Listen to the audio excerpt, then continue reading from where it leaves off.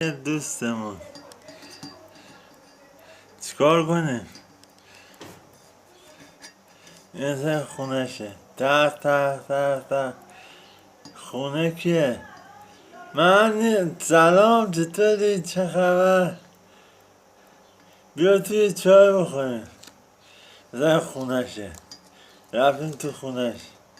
این خونشه. این تو خونشه. آتیش درست کرده. یه دام بشین غذا بخوریم.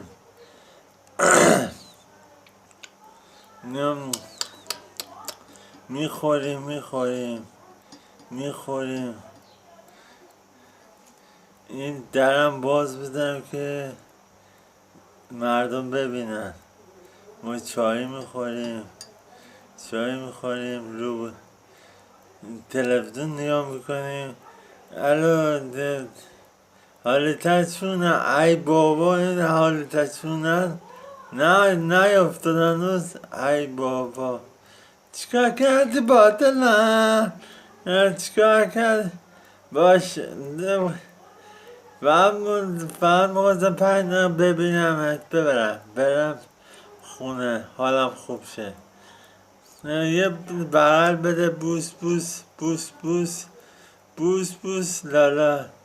بریم حالا خونه. از بیرون حالا از اومدم بیرون خونه. میرم خونه. خداحافظ.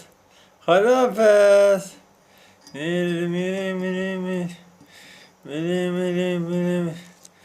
دندقب میشه رفت. آره میشه رفت.